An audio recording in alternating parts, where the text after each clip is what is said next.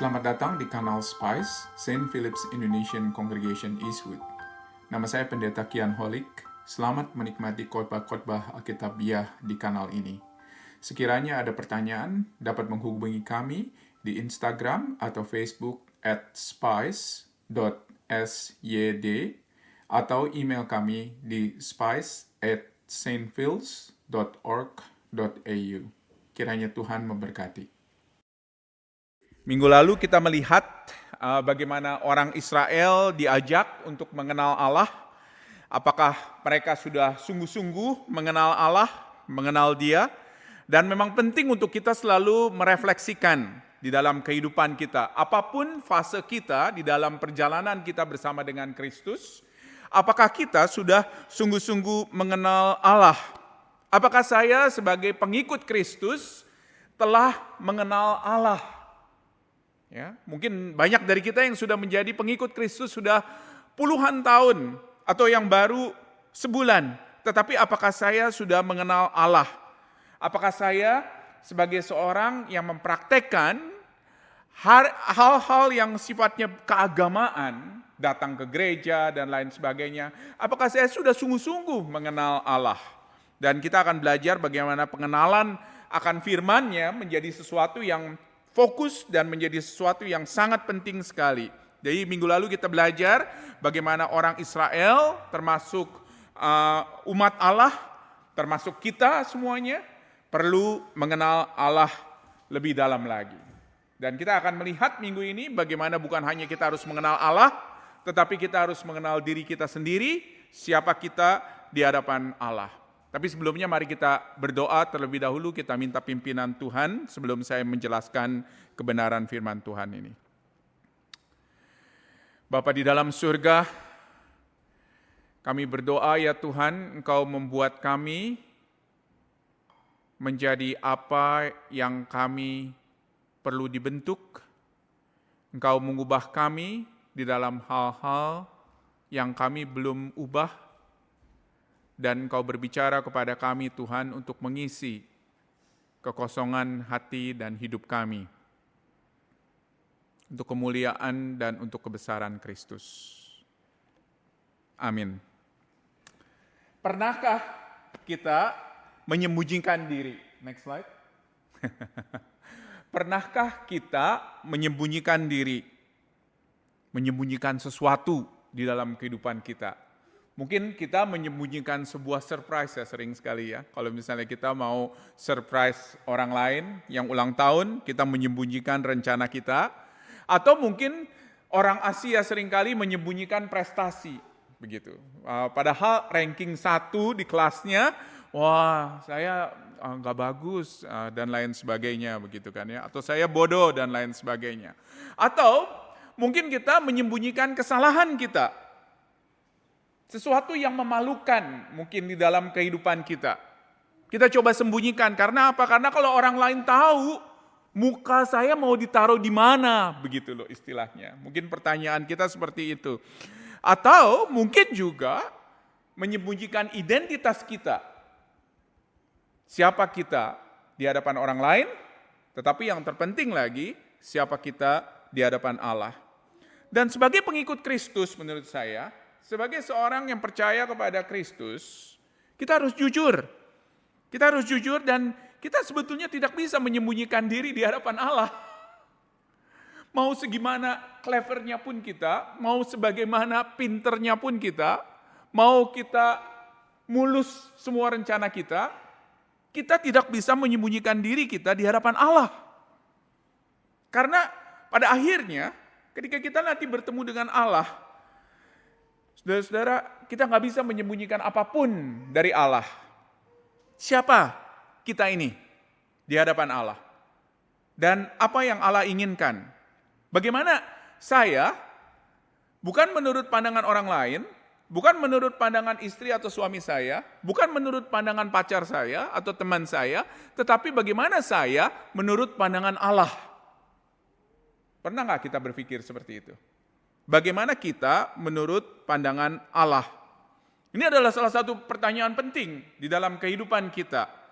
Pertanyaan yang mungkin saudara pikir banyak ditanyakan oleh para filosofers. Filsuf begitu ya, filosofers. Mungkin banyak filosofers yang bertanya seperti ini, who am I? Dan kita pikir, oh ini pertanyaan orang-orang filosofers yang gloomy, yang dark, dan lain sebagainya. Mungkin kita berpikir seperti itu. Sebetulnya penting untuk kita pertanyakan, siapa aku? Terutama siapa aku di hadapan Allah. Apa yang Allah inginkan dariku, dari saya sebagai seorang pengikut Kristus. Dan saya yakin ini pertanyaan yang sangat dalam. Dan kita akan mencoba melihat bagaimana Allah kepingin orang Israel untuk mengetahui siapa diri mereka di hadapan Dia. Kita sering melakukan itu juga di dalam kehidupan kita secara pribadi. Dan kita sembunyikan identitas kita di dalam pekerjaan kita, di dalam prestasi kita, di dalam jumlah uang yang kita punya, di dalam mungkin mobil kita, di dalam gereja kita, berapa orang yang datang ke kebaktian yang kita pimpin, dan lain sebagainya, saudara-saudara. Seringkali kita menyembunyikan hal itu juga di dalam hal yang positif. Ya, keluarga contohnya. Wah, keluarga saya baik, harmonis. Tetapi mungkin itu cara kita untuk menyembunyikan diri. Kita sembunyikan seringkali diri kita di dalam keberdosaan kita. Tetapi luar biasa, Allah gak bisa dibohongi. Dia tahu mengenai siapa kita. Dia tahu bagaimana kita. Dan nanti ketika kita bertemu muka dengan Dia pada akhirnya, kita harus bertanggung jawab loh. Siapa kita dan apa yang kita lakukan di hadapan Allah dan selama hidup ini. Bagaimana posisi kita di hadapan Allah? Itu pertanyaan yang harus kita jawab, dan kita akan melihat bagaimana Hosea membantu kita untuk menjawab pertanyaan-pertanyaan itu sebagai umat Tuhan. Siapa orang Israel? Mereka adalah umat Allah, kita tahu. Tetapi apa yang mereka lakukan? Mereka menyembunyikan diri di hadapan Allah dengan membungkus kehidupan mereka dengan sesuatu yang seringkali kelihatannya baik. Belum tentu ini sesuatu yang melawan Allah, tetapi kelihatannya baik. Dan seringkali ini adalah aktivitas-aktivitas ritual-ritual keagamaan. Tetapi kita lihat di dalam pasal 8 itu, bagaimana Allah pun juga tidak suka dengan hal tersebut. Kita akan memberikan pertanggungjawaban jawab kepada Allah atas apa yang kita lakukan. Nah, kita akan melihat 3 hal pada hari ini. Apa yang dilakukan oleh umat Allah pada zaman Hosea ini. Yang pertama, saudara-saudara, satu lagi. Yang pertama, yang kita tahu adalah umat Allah tidak mengenal Allah. Umat Allah tidak mengenal Allah. Karena mereka adalah umat Allah yang tidak mengenal Allah, maka mereka pun juga ditolak oleh Allah. Perhatikan ayat 1. Tiuplah sangkakala, serangan laksana Raja Wali atas rumah Tuhan, oleh karena mereka telah melangkahi perjanjianku dan telah mendurhaka terhadap pengajaranku. Apa yang dikatakan oleh Hosea? Tiuplah sangkakala. Apa sangkakala itu? Seperti trompet begitu ya. Tiuplah sangkakala. Sebagai tanda apa? Pada waktu itu orang Israel meniup sangkakala. Itu tanda peperangan pada waktu itu. Tanda peperangan. Jadi setiap kali mereka memulai sebuah peperangan, mereka itu atau pemimpin mereka itu meniup sangkakala, saudara-saudara. Untuk menandakan bahwa mereka siap untuk berperang. Tetapi ini bukan untuk umat Tuhan. Tetapi perhatikan saudara-saudara, ini adalah untuk Allah yang mengizinkan pada waktu itu bangsa lain untuk menyerang bangsa Israel. Orang Asyur, saudara-saudara, di dalam konteksnya Hosea pasal yang ke-8. Karena apa? Karena satu hal, mereka melangkahi perjanjianku dan melanggar pelanggaranku. Apa perjanjian itu, saudara-saudara, yang dimaksud di sini dari ayat 1? Apa yang dimaksud dengan perjanjian itu? Ini adalah banyak perjanjian yang Allah telah berikan kepada orang Israel di dalam zaman perjanjian lama. Perjanjian pertama-tama kepada Abraham, kepada Daud, kepada Salomo. Tetapi intinya daripada semua itu ialah Allah akan menjadi Allah dan Raja bagi umatnya, dan orang Israel akan menjadi umat Allah. Dan itu memang posisi yang seharusnya. Posisi yang seharusnya. Allah itu raja, Israel itu adalah umat Allah. Oleh karena itu apa yang harus dilakukan oleh orang Israel, ialah orang Israel harus taat kepada Allah. Karena dia adalah raja, saudara-saudara, di dalam kehidupannya. Dan juga konsekuensinya Allah berjanji untuk setia kepada orang Israel. Dan pada waktu itu saudara-saudara ada sebuah konsekuensi negatif yang diberikan juga kepada Allah, dari Allah kepada orang Israel, bahwa orang Israel ketika mereka tidak mentaati Allah, maka akan ada penghukuman. Dan semua itu jelas di dalam firman Tuhan. Tidak ada perkecualian.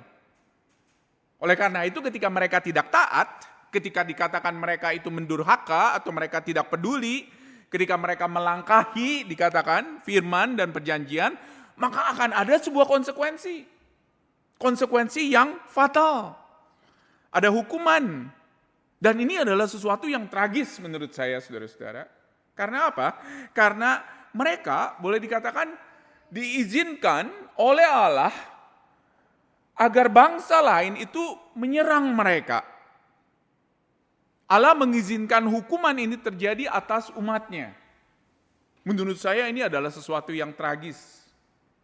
Ketika, kalau saudara ada di sini yang sudah menjadi ayah, saya sudah menjadi ayah, mungkin Hari di sini, mungkin ada yang lain juga. Kita akan sebetulnya jauh saudara-saudara lebih pikir panjang ketika kita harus menghukum anak kita. Begitu ya. Karena apa? Karena ini anak kita di satu pihak, tetapi di lain pihak, kita sebagai orang tua, kita harus memberikan disiplin kepada anak kita.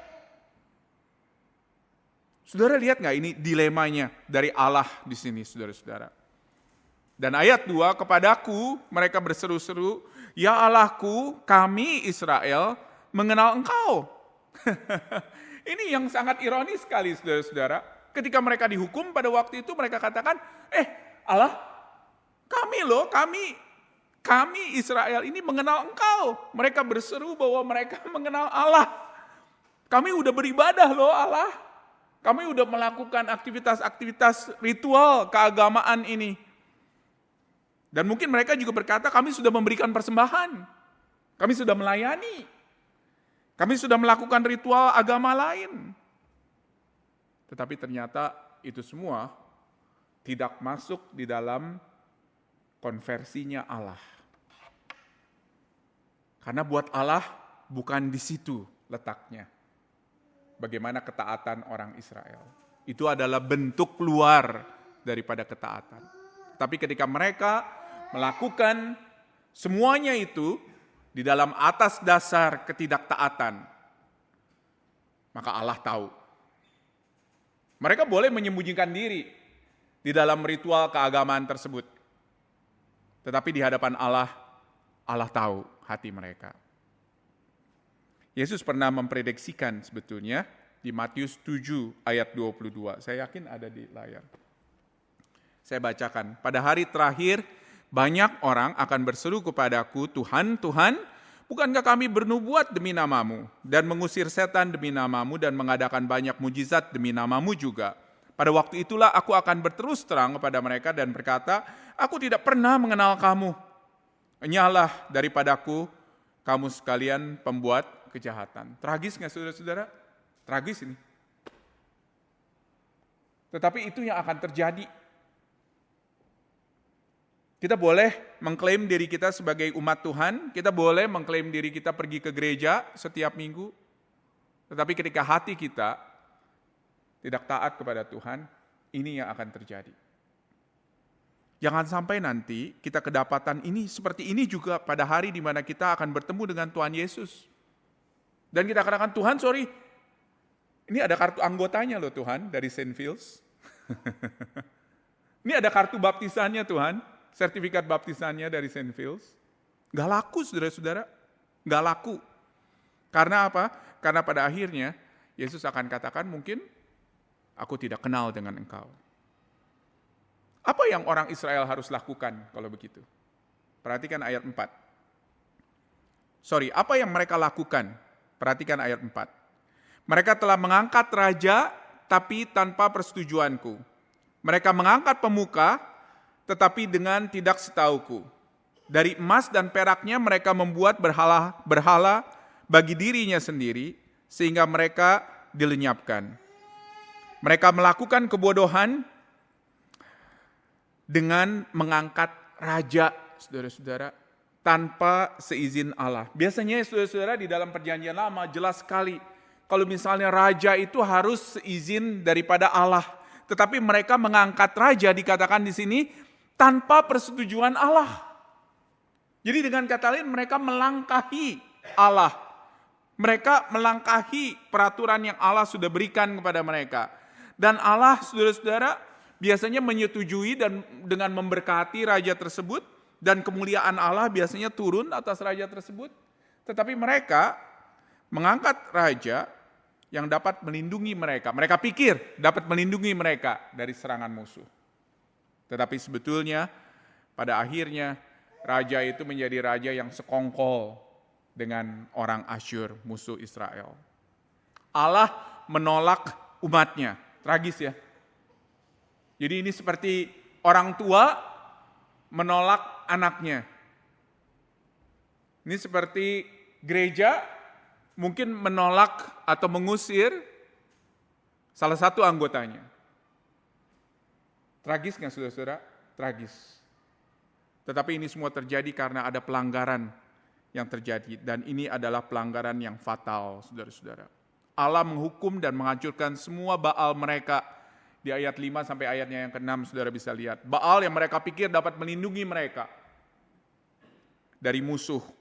Semuanya dihancurkan oleh Allah. Allah menghancurkan umatnya dengan mengizinkan musuh mereka untuk masuk dan untuk mengejar dan untuk membawa mereka pada akhirnya semuanya ke pembuangan. Tragis, saudara-saudara. Sangat tragis. Ini membawa kita ke poin yang kedua, saudara-saudara. Karena sebetulnya kalau misalnya saya kepingin tahu, saudara-saudara, apa sih sebetulnya yang dilakukan oleh mereka? Kita kepingin melihat detailnya, sebetulnya apa sih yang fatalnya yang dilakukan oleh umat Allah. Umat Allah ternyata melihat firman Allah sendiri sebagai sesuatu yang asing. Ayat 11, saudara-saudara. Itu yang pertama. Sungguh Efraim telah memperbanyak mezbah-mezbah. Mezbah-mezbah itu menjadikan mereka berdosa. Itu yang pertama-tama. Jadi enggak langsung, saudara-saudara, untuk tidak taat kepada firman, tetapi pertama-tama mereka memperbanyak mezbah. Untuk apa mezbah ini? Mezbah ini adalah untuk mempersembahkan korban bakaran kepada Allah. Bagus kan? Begitu loh. Mezbah ini untuk membakar korban persembahan kepada Allah. Jadi kelihatannya bagus, saudara-saudara. Tetapi yang mereka lakukan justru dari mezbah ini adalah untuk mempersembahkan korban bakaran bukan kepada Allah, tetapi kepada Baal, saudara-saudara. Kepada dewa-dewa. Jadi kelihatannya suci, tetapi yang disembah itu sebetulnya adalah Baal. Yang kedua, saudara-saudara, apa sih sebetulnya yang mereka lakukan? Lihat ayat 12. Sekalipun kutuliskan baginya banyak pengajaranku, itu akan dianggap mereka sebagai sesuatu yang asing. Jadi firman Tuhan yang ditulis oleh Tuhan sendiri menjadi sesuatu yang asing bagi umat Tuhan. Tragis, saudara-saudara, aneh sekali. Karena umat Tuhan lebih mencintai pada akhirnya kata-kata manusia. Dan bukan kata-kata Allah. Sesuatu yang ironis. Dan ini juga terjadi, saudara-saudara, di dalam zaman kita yang modern ini pada saat ini. Ketika banyak gereja jauh lebih mencintai kata-kata manusia dibandingkan mencintai firman Tuhan. Dan bahkan gereja banyak sekali, saudara-saudara, yang kelihatannya gedung gereja tetapi tidak lagi mencintai firman Tuhan. Firman Tuhan menjadi sesuatu yang asing, dikatakan, bagi telinga banyak gereja. Karena gereja pada akhirnya lebih suka mendengar cerita manusia dibandingkan dengan cerita dari Tuhan, dari Alkitab. Cerita manusia mungkin yang jauh lebih menggugah hati atau mendorong hidup dibandingkan dengan kata-kata teguran dari Tuhan. Atau mungkin juga saudara-saudara ketika sains atau filosofi, pendapat teolog A atau pendapat teolog B menjadi sesuatu yang jauh lebih penting dibandingkan dengan firman Tuhan, ini pun juga bisa bahaya, saudara-saudara. Dan ini teguran buat kita semua tidak terkecuali. Seringkali kita mementingkan kata-kata manusia dibandingkan dengan kata-kata Tuhan. Dan berkali-kali di dalam kitab Hosea ini, minggu lalu, minggu ini, jangan pernah bosan ya saudara-saudara ya. Firman Tuhan pada akhirnya menjadi satu pelanggaran yang sentral dari kehidupan mereka. Sentral dari semuanya. Karena di dalam firman Tuhan itulah kita mengenal Allah. Siapa Allah. Dan juga kita mengenal siapa kita. Dan dosa umat Allah pada waktu itu ialah mereka jauh dari firman. Mereka menganggap bahwa firman itu adalah sesuatu yang asing, yang gak perlu buat mereka. Dan terlebih lagi, mereka lupa siapa Allah. Mereka lupa bahwa mereka adalah sebetulnya ciptaan dan Allah itu adalah pencipta mereka. Perhatikan ayat 14, saudara-saudara. Israel telah melupakan pembuatnya dan telah mendirikan istana-istana. Yehuda telah memperbanyak kota-kota berkubu. Tetapi aku melepas api ke dalam kota-kota mereka sehingga puri mereka dimakan habis. Israel melupakan penciptanya, pembuatnya, saudara-saudara. Mereka lupa kalau misalnya mereka itu ciptaan. Dan Allah itu adalah pencipta. Mereka harusnya membuat mezbah bagi Allah. Tetapi mereka membuat mezbah untuk Baal. Apa konsekuensinya, saudara-saudara, dari ini semua? Konsekuensinya ada di poin yang nomor 3, saudara-saudara. Ada hukuman. Tetapi ingat, seperti yang saya pernah katakan di dalam khotbah Hosea beberapa minggu yang lalu. Setiap kali ada hukuman, selalu ada pengharapan. Selalu ada pengharapan. Hukuman dijatuhkan, saudara-saudara. Karena apa? Karena ini adalah akibat daripada pelanggaran mereka. Akibat daripada dosa mereka. Dan sepertinya, kok hukumannya jauh lebih besar daripada perbuatan mereka. Kenapa, saudara-saudara? Sepertinya itu. Bukankah Allah bisa lebih negotiable, begitu loh? Untuk tidak menjatuhkan hukuman seberat ini. Kenapa hukuman harus seberat ini? Karena Allah sudah memberitahukan, dan dia berkali-kali memberitahukan mengenai siapa dia dan apa yang harus dilakukan oleh umatnya, saudara-saudara. Kalau kita tidak pernah tahu sebuah peraturan dan kita melanggar, mungkin hukumannya tidak terlalu berat. Tetapi kalau misalnya kita sudah tahu dan kita pernah melanggar dan kita saudara-saudara diberikan peringatan dan kita terus melakukannya lagi, maka biasanya hukuman jauh lebih berat, saudara-saudara. Saya nggak tahu apakah saudara suka nonton show di TV yang namanya Border Security. Saya dan Cilisa kita suka nonton itu, saudara-saudara. Dan tiap kali kita nonton kita ketawa. Karena apa? Karena ada orang-orang yang bawa sesuatu yang ilegal dan mencoba untuk menyembunyikan. Dan seringkali, saudara-saudara, ada fine yang diberikan. Tetapi biasanya fine itu bisa di-waive kalau misalnya orang itu mungkin tidak pernah pergi ke Australia dan tidak pernah melanggar sebelumnya. Tetapi fine itu akan diberikan kalau misalnya orang tersebut sudah berkali-kali masuk ke Australia dan sudah melanggar mungkin. Ini yang terjadi kepada umat Israel. Dan yang luar biasa, saudara-saudara, ini adalah sesuatu yang sangat serius buat Allah. Mungkin kita pikir sekarang dan kita baca firman Tuhan, ya Allah ini cuma peringatan doang kok. Allah gak pernah serius. Mana? Saya gak pernah lihat Allah serius kok. Mana konsekuensinya? Akan ada waktunya di mana akan ada konsekuensi bagi apa yang kita lakukan. Dan Allah anggap ini serius. Ini adalah waktu untuk kita juga menganggap ini adalah serius, saudara-saudara. Karena kita tidak bisa main-main lagi di hadapan Allah. Apa hukuman itu? Ayat 7 sampai ayat 10 menjelaskan kepada kita lebih rinci. Sebab mereka menabur angin, tetapi mereka akan menuai puting beliung. Gandum yang belum menguning tidak ada pada mereka. Tumbuh-tumbuhan itu tidak menghasilkan tepung. Dan jika memberikan hasil, maka orang-orang lain akan menelannya. Sia-sia, saudara-saudara. Sangat sia-sia. Menabur angin, menuai puting beliung. Tuhan yang seharusnya memberikan tanah kesuburan, tanah yang sudah disebut sebagai tanah yang subur dengan susu dan madunya, saudara-saudara, tetapi tanah itu pada akhirnya tidak menghasilkan apa-apa.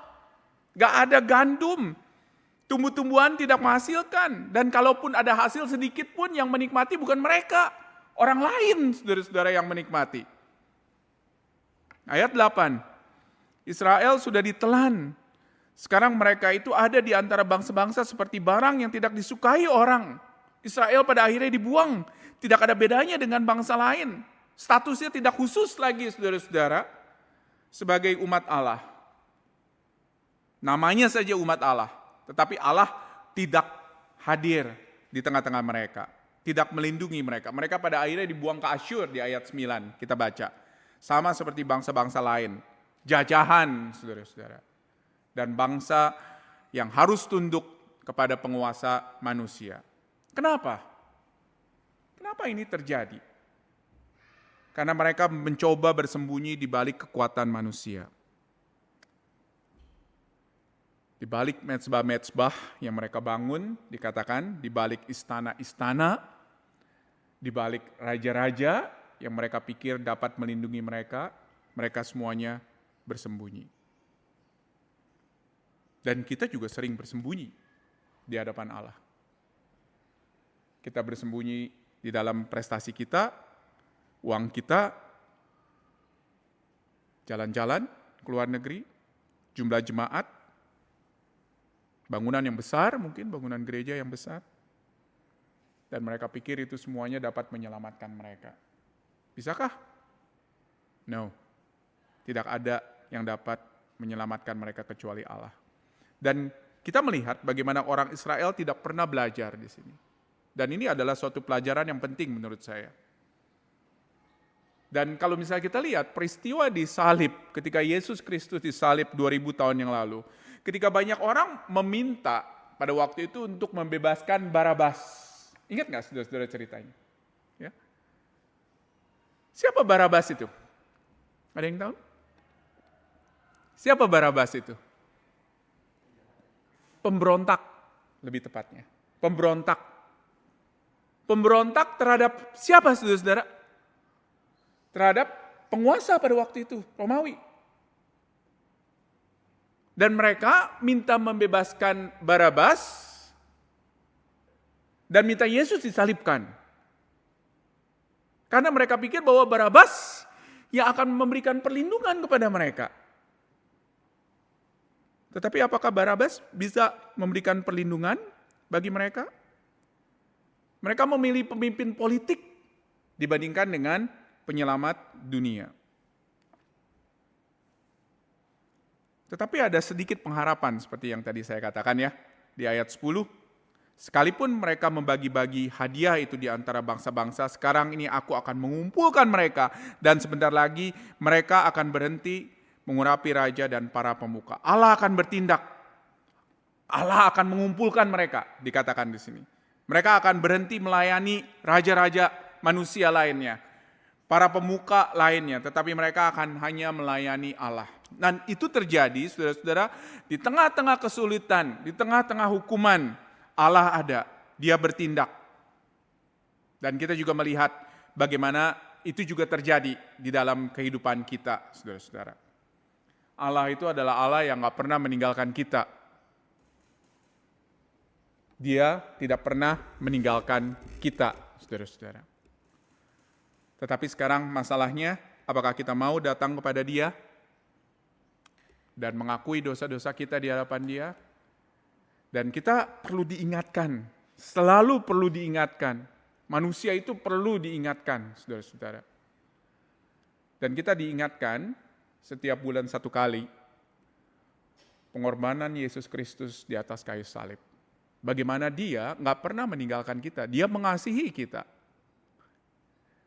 Dia mati di atas kayu salib sebagai anak Allah satu-satunya untuk menyelamatkan kita manusia yang berdosa, yang memberontak kepada Dia.